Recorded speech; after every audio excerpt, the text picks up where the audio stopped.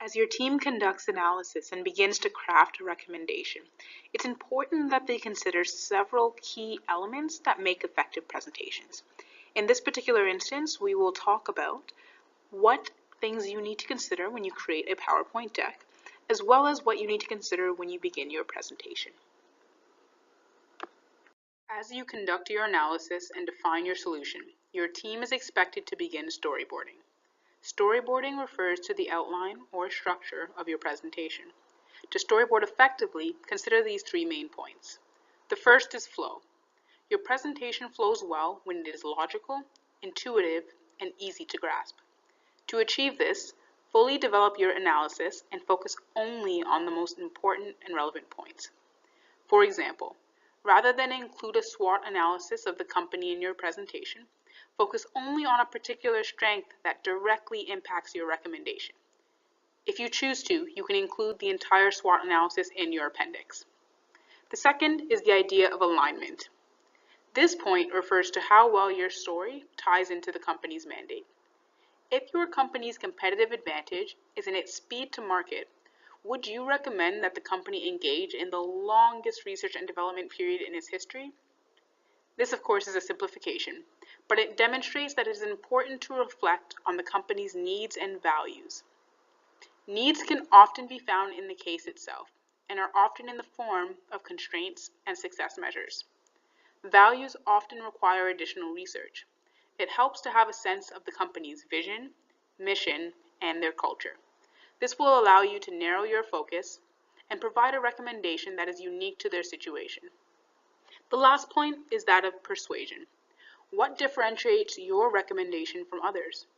To persuade, you must provide the judges with a sense of urgency and priority. What are the implications for the company?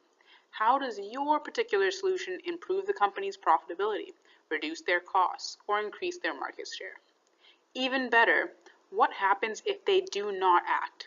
What are the consequences of inaction? This additional analysis adds a layer of legitimacy to your solution. Presentation slides are generally broken down into three main areas. The first is the title. This is often one word that describes the main content on the slide, such as market analysis or implementation timeline. Alternatively, teams can use the space to include one powerful statement that summarizes the content on the slide. Using a well-crafted, concise statement is often more persuasive than one word and allows the judges to immediately understand the point you are trying to make. For example, instead of market analysis, you can write, Coca-Cola can take advantage of the rapid growth expected in the energy drink market over the next 3 years. The next is a key point, or several key points. These are the main points you want the judges to take away on that particular slide. They are often bolded or highlighted to draw attention to them. And lastly, the details. The details refer to supplementary information that provides context for the key points if necessary. Building the deck is only half the battle. You must now convey your ideas in a compelling way to several judges. Let's briefly talk about content and delivery. Presentations can be broken down into two major areas. The first is content. Content refers to, again, the main points you expect your audience to take away from your presentation. They must be relevant to the audience, clear in your articulation of them, and they should ideally provoke a sense of urgency so that the judges feel it is necessary to act immediately. Structure is integral to conveying your message. Always have a strong opener and closer to capture the audience's attention. Prepare by predicting what the audience will want to know and highlight your main points. The delivery matters too. Use simple words so that you do not confuse your audience, and use a conversational speed and tone. In terms of body language, have confidence. And confidence is usually gained through practice, so practice speaking confidently as much as you can. Make eye contact with all the judges as you speak, and only use hand gestures to enhance your points. This is gesturing with purpose. The following tips were created in response to seeing a large spectrum of presentations from a competitor's and a judge's perspective. We hope that they will help you improve your performance in competitions. These tips are content tips. Financials. Make realistic assumptions. Do not project a 700% return on investment because it sounds good. Be conservative with your numbers so you can back them up easily. When in doubt, do quick research to determine what realistic margins or growth numbers look like in any given industry. Industry analysis. Understand the current trends in your industry and use them to support your solution. Pick and choose only what is relevant. Frameworks. Focus on the implications of your analysis. When you include a SWOT slide verbatim, you have failed to create a sense of urgency or priority for your judges. Instead, you can use the frameworks to make sure you have covered all important sides of an issue. Gather your insights you have learned from your framework and use that to build your slide. I repeat, do not have slides that are simply regurgitations of your frameworks. Appendix. Detailed charts and calculations, as well as those slides that you thought you could put in that include SWOT, Porters, or Pestles, actually belong in the appendix. You can reference them at any point in the presentation. Introduction.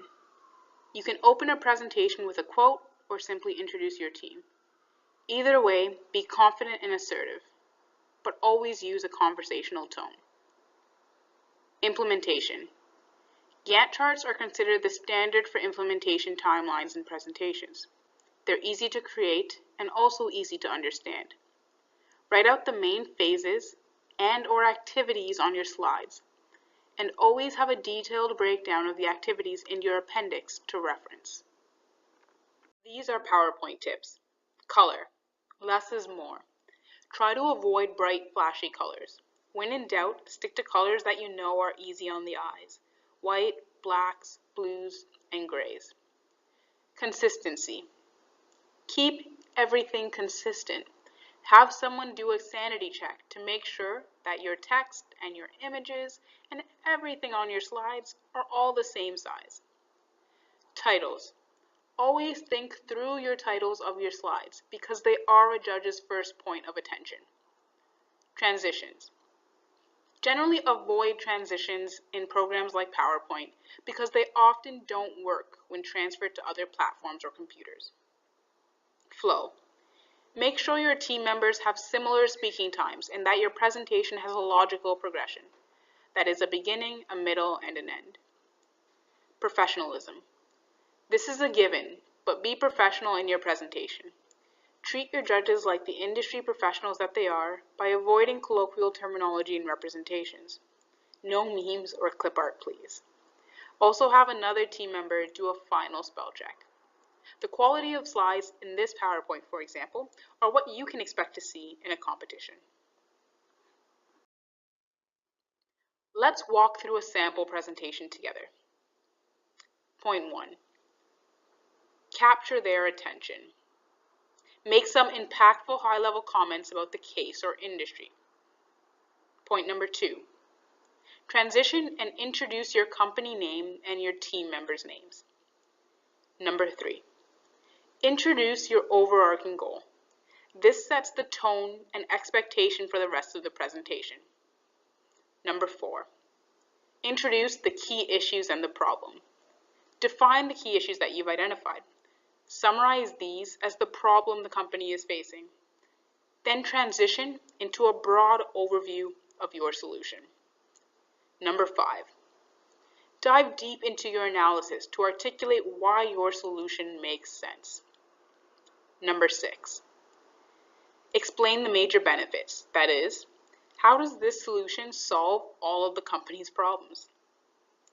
Number 7. Define the implementation timeline. These are the major phases and the estimated times for completion to execute the recommendation. Point number 8. Define the expected revenues and expenses and calculate relevant financial metrics such as the break-even point and the return on investment. Number 9. Identify the risks and define briefly how the company can mitigate them. And the final point. Summarize the solution in terms of how it solves the key issues and aligns with the company vision. By following this timeline, by following these tips, we believe that your presentation will be amongst the top tier presentations in any given case competition. We find that teams that do extraordinarily well in case competitions tend to follow this outline.